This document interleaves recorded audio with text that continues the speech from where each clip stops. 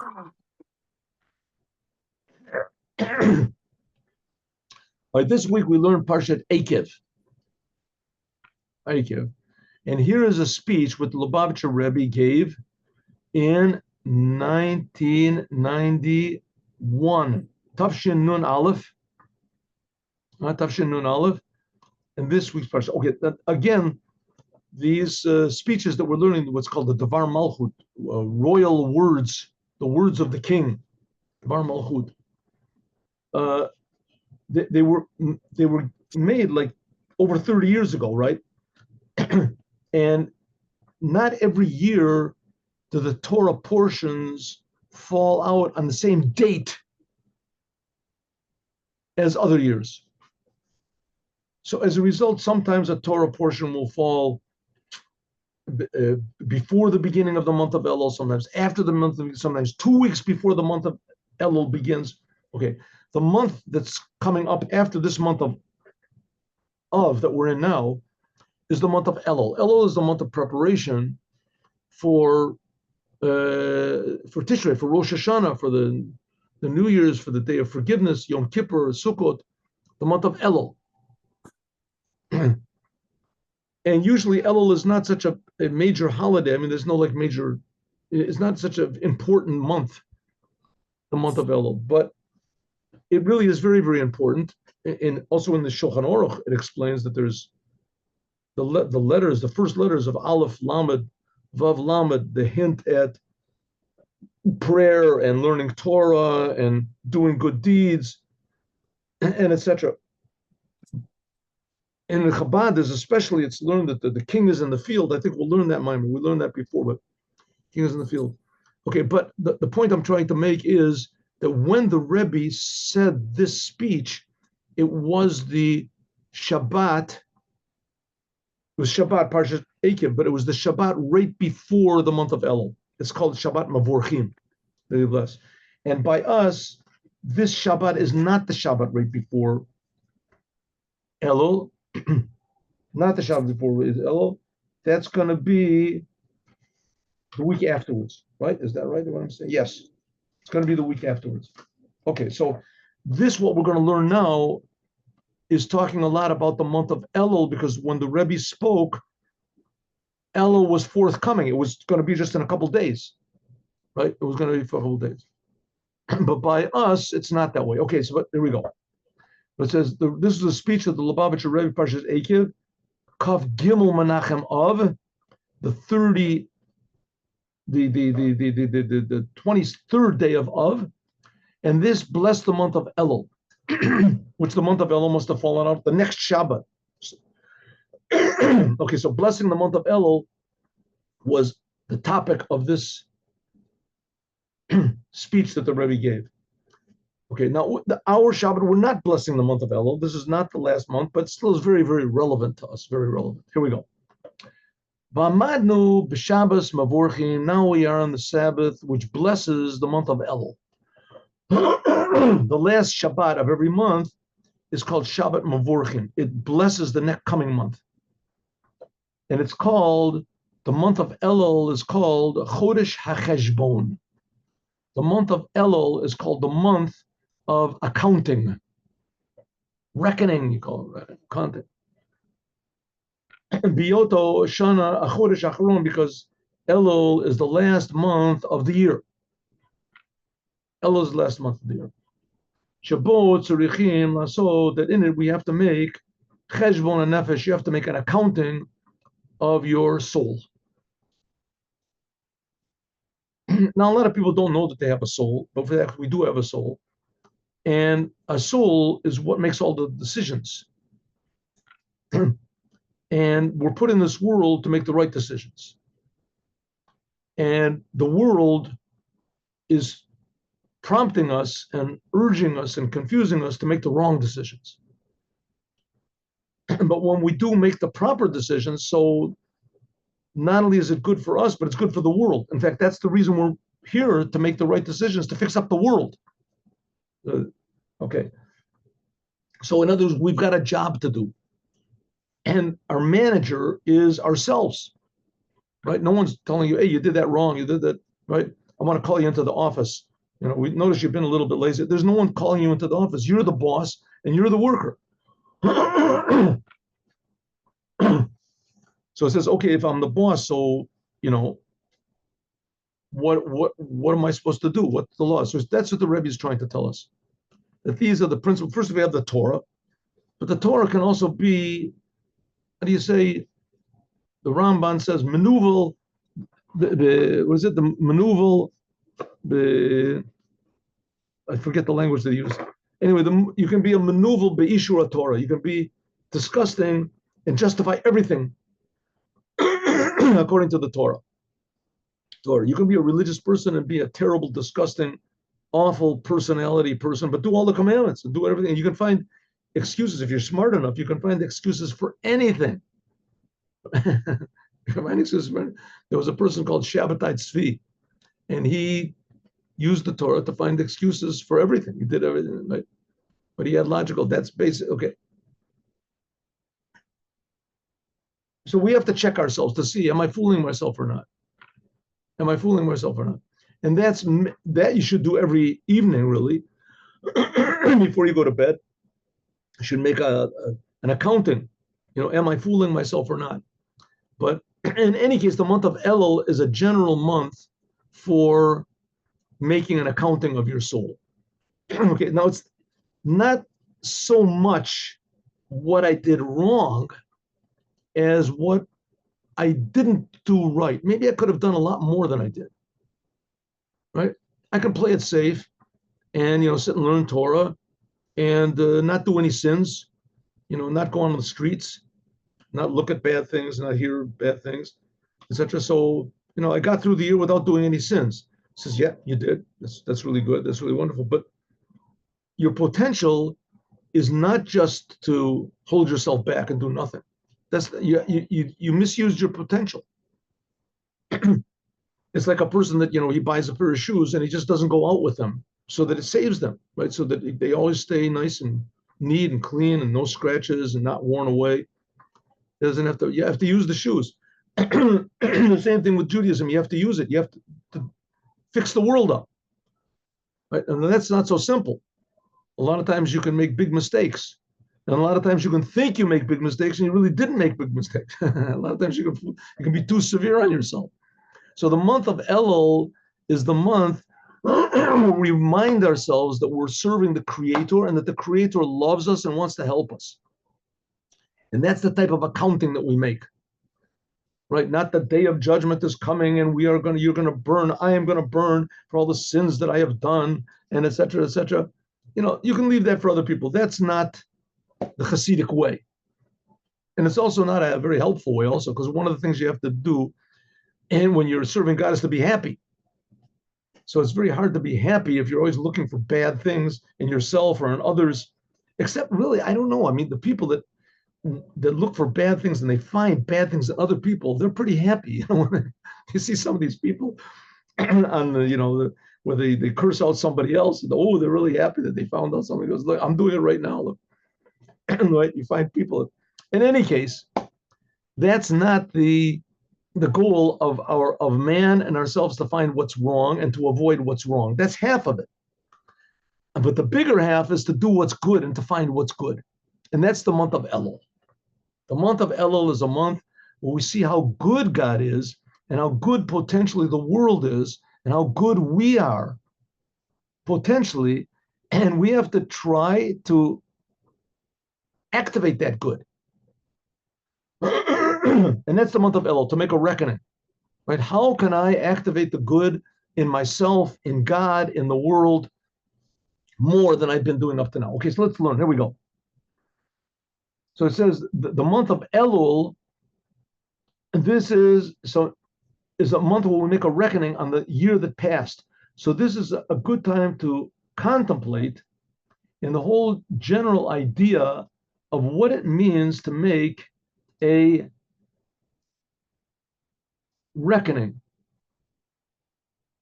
And what it means by a Jew, the Jew has to make a reckoning by himself.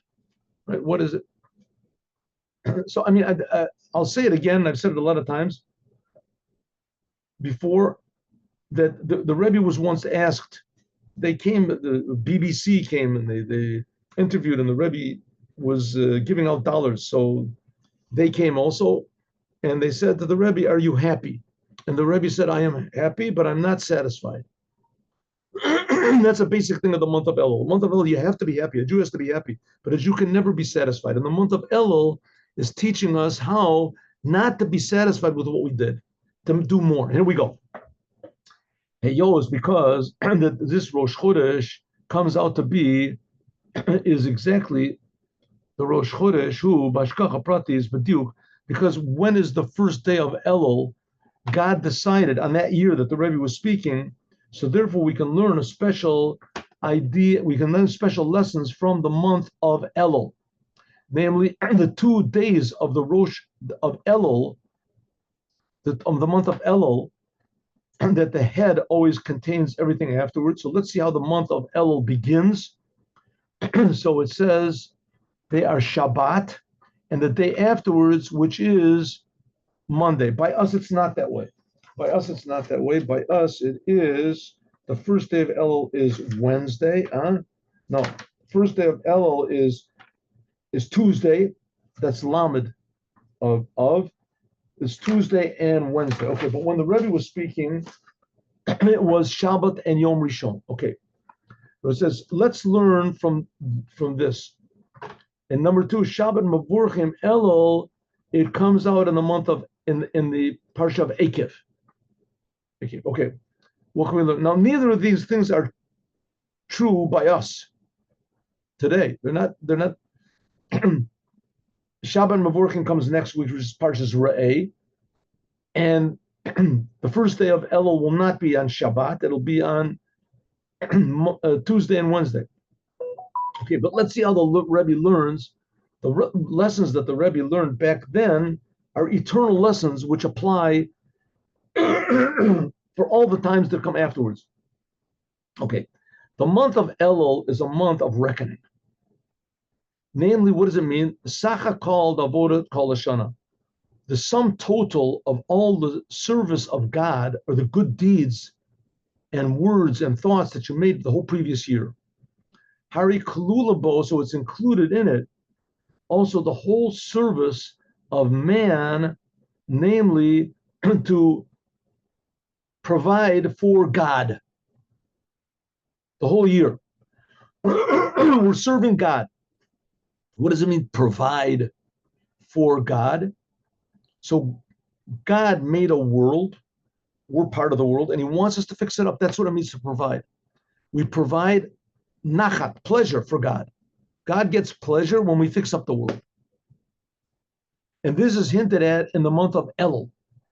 The month of Elul is Ani Ladodi, I am to my beloved, and my beloved is to me. That this is the whole general sum total of the service of man. From the moment that we're born until the last moment of our lives, that the whole purpose of man is Ani Ladodi, I am to my beloved, and my beloved is to me. Shemitziuto, that the whole Ani, I am to my beloved, my whole being, my I, my ego, Titkasher, should be united with God. Dodi, my beloved. Now that's the whole idea of why man is here. There's 2 ways to do it. Ani Ladodi, I go to my beloved, namely serving God. A Jew serves God from below to above. That's what's called an arousal from below. That we serve God irregardless of what God does for us, irregardless of the situation that we're in, right?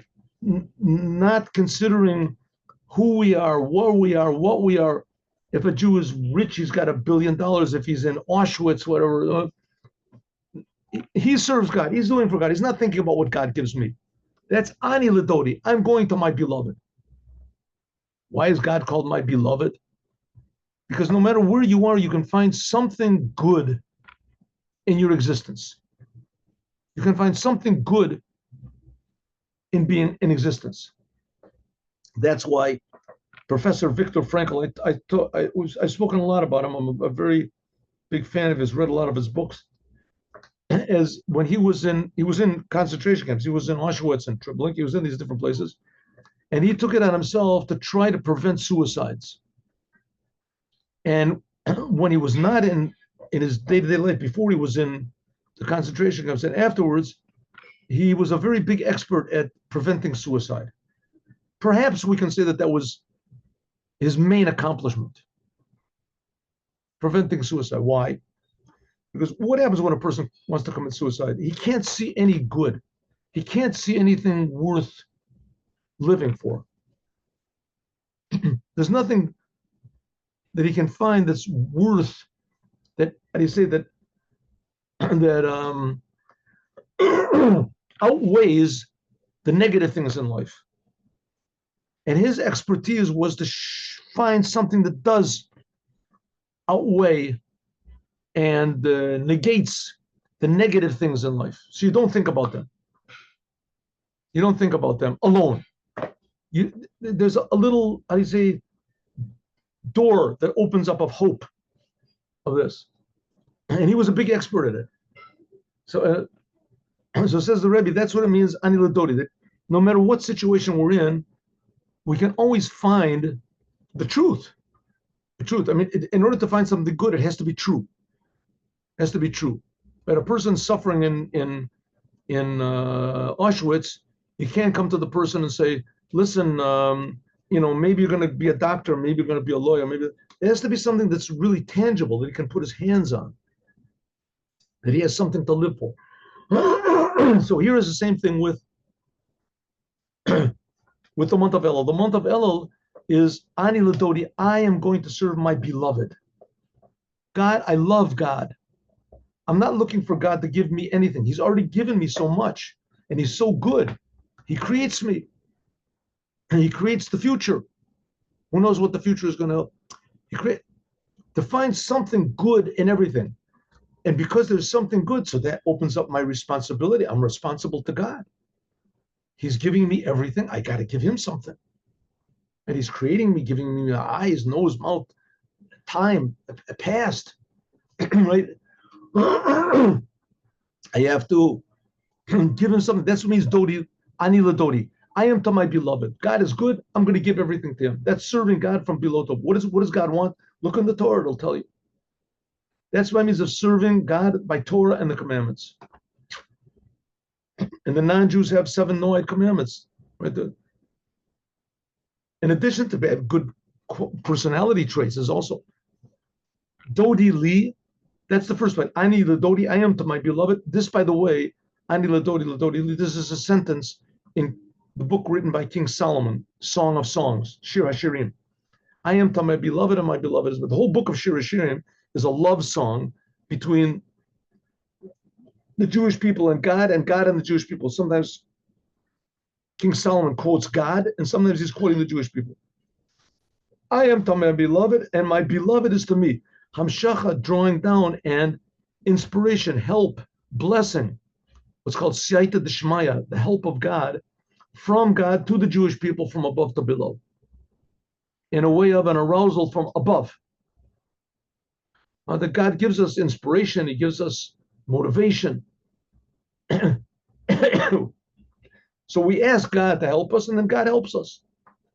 The Seder Avoda, the order of services like this, first of all, there is Ani Ladodi. That's the Elul. Aleph, Lamed, Ani Ladodi. First of all, we have to go to God. First of all, we give up to God. Afterwards, Dodi Li, then God gives down. He comes down. There's another sentence, by the way, that says, Dodi Li v'ani lo. In the Song of Songs, there's another sentence that says, my beloved is to me and I am to him.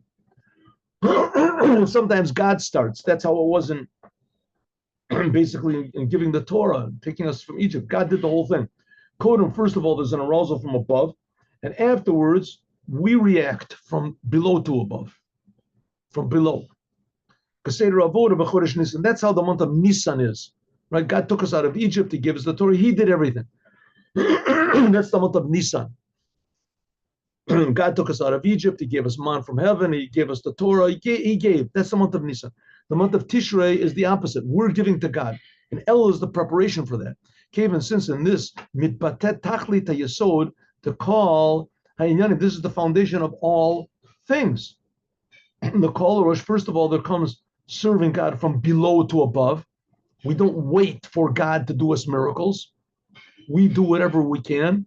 The ani, that's the ani. I take myself, the koach atzmo. First of all, the most important thing in this whole business is ani, me. That's the most important thing in Judaism. And the most important thing is me. Me. God, that's the most important thing to God. God created me. God's intention was that I should be here and that I should make decisions. And that's very, very important to God. God wants to react to what I do, but he wants me to act first. Of course, God, he did it first because God is creating me, right? So God is doing everything first. But okay, after God set up the whole thing and he's setting it up every instant brand new, we're talking about, and as far as service goes, God makes nature, right? Serving God and that God should react in a way that's above nature, outside of nature, that depends on us. Most of the time, that's the way it's supposed to be. Sometimes, like in Passover, it all depended on God. God, he started. But nevertheless, we have to start. Shalo yamtin, we don't have to wait until there's an arousal from above, that we get inspired, that we do this. We have to start. Itarut, an arousal from above. Elashahu ani, my I, which that's the most important thing. I make a decision, me'atzmi, for myself, to serve God, the order of the Kodesh Baruch Hu. And that's why God is creating.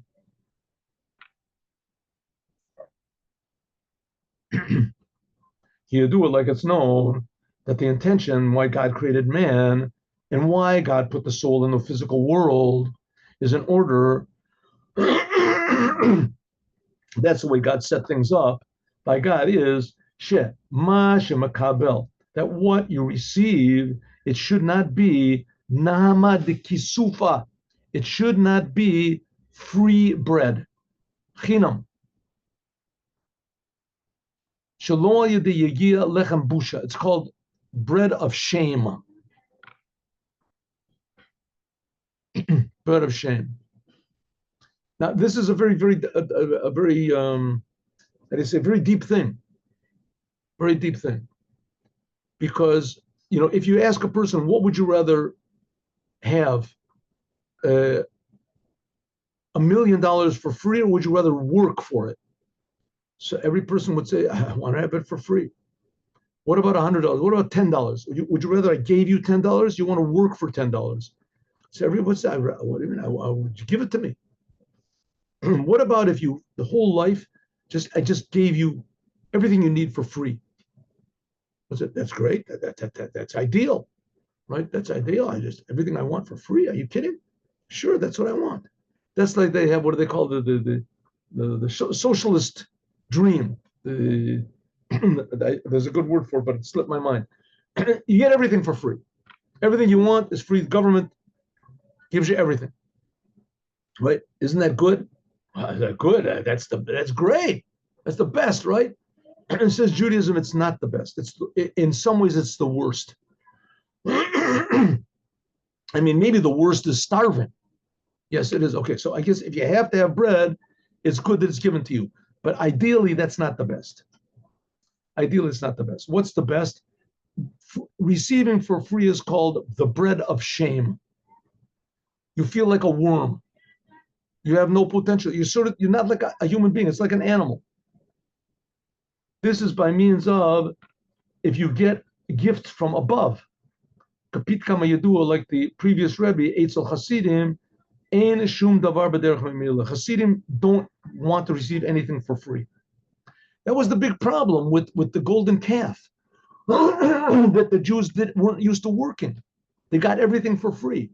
God took them out of Egypt. God decimated the Egyptians. God gave them bread from heaven. God gave them the Torah. God gave them water from a rock. Right? Moshe told them what to do. He led them.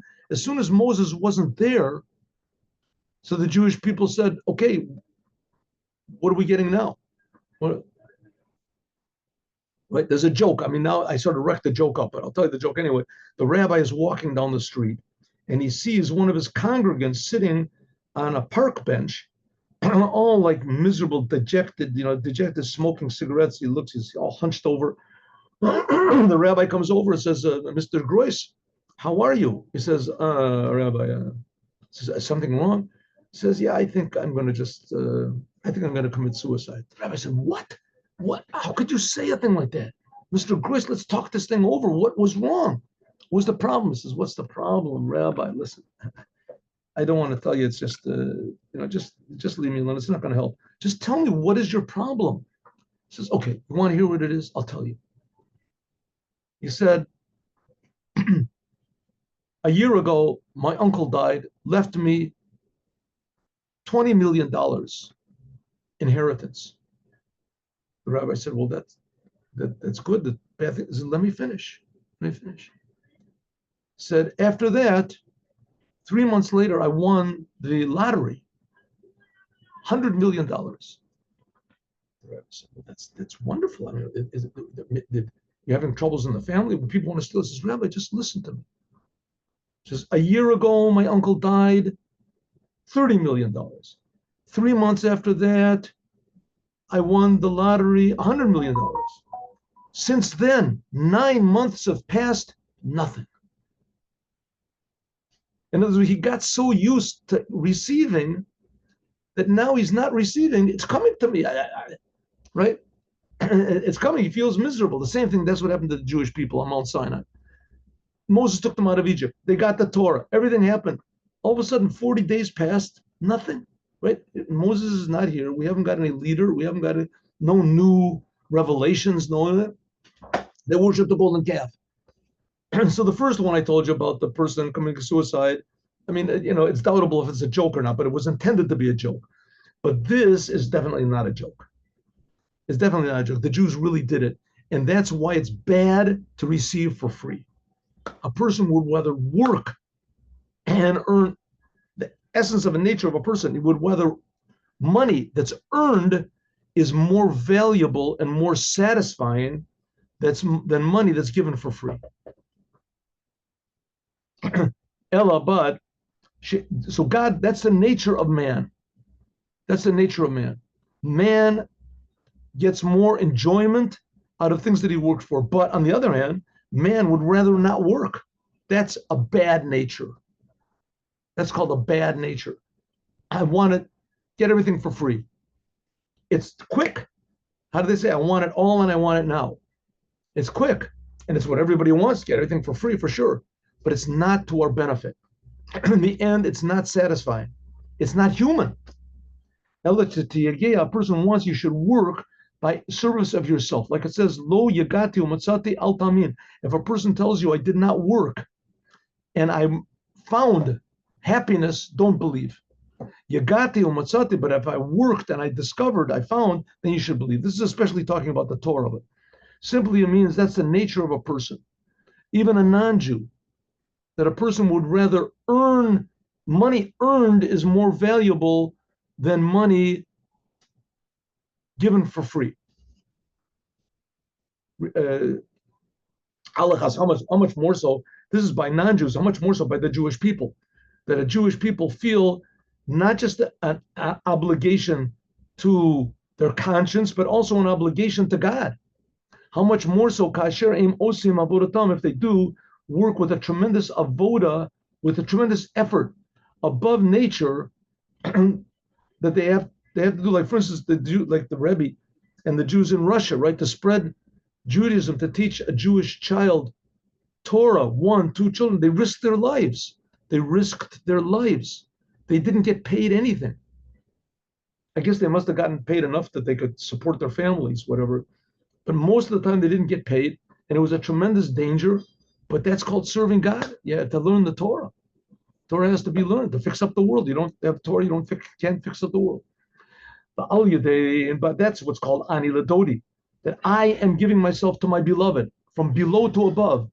Ani ladodi, I'm giving myself to serve God. I don't care what I receive. then by means of this, if you do it only to serve God, then the result is dodili, then God comes to me, an arousal from above and drawing down from above to below. Kalomer, in other words. Kalomer, in other words. Hagam, even though Sha'avur at in order to make an arousal from below, we receive power from God. The only reason we're going to want to serve God for no reason, you have to have some sort of inspiration. You have to have some sort of a motivation to do so. This is, where does that first motivation come from? That we serve God without any help, without any, how do you say, results from God. So God has to give it to us. So it ends up always God starts. Of course he does. God always starts. Like we said, that's the whole idea of that in the month of Elul, it says God reveals the 13 attributes of mercy. Like we're going to learn in Torah, or it says in the month of Elul, the king is in the field. But that God from above gives us inspiration in the month of Elul. It says the king is in the field. And Rosh Hashanah, we coronate the king. The king goes to his castle, sits on his throne. And from this, we receive power to serve God ani ladodi. So it ends up that God does start. So once again, in order for us to start, we have to have a motivation from God. So it ends up that God is starting. This is in the month of Elul, but that's the month we just finished saying is the month of reckoning, the month of making a sum total, an inventory for the whole year. Nim said it comes out that the special emphasis is on us serving God. Yes, how we served God in the whole year. And that begins with Ani Ladodi.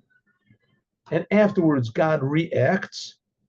But Kivan Shagisha Shal Yehudi, since that the service of a Jew, the whole year, even when he's found at the end of his service of God, and the end of the year, the month of Elul, after the service of the 11th month, 11 months which are before that, nevertheless, it has to be Shalo Yistamech Alatruta, that we do not rely on inspiration from above, but mainly Avoda Atzmo, a person himself, Mitzara Tachton, in the May of the Chol, in the weekdays of Chodesh Elul, the month of Elul. So the Rebbe is saying the month of Elul sets the tone for our whole attitude for our whole life, and that is Ani Ladodi. I'm here to serve God. I have to serve the Creator. And by means of this, will be drawn down afterwards the blessings of God. Now, true, if we don't serve God, so then God will do what he did in Passover. He'll take us out of Egypt. God will take us out of Egypt, yes. But that's not the goal. The goal is that the goal is that we will serve God on our own. That's supposed to be the goal. That's why you also find a lot of times, a lot of times I spent around Bali Tshuva. I had a yeshiva for Bali Tshuva. And a lot of times Bali Tshuva, these are people that weren't religious and they become religious.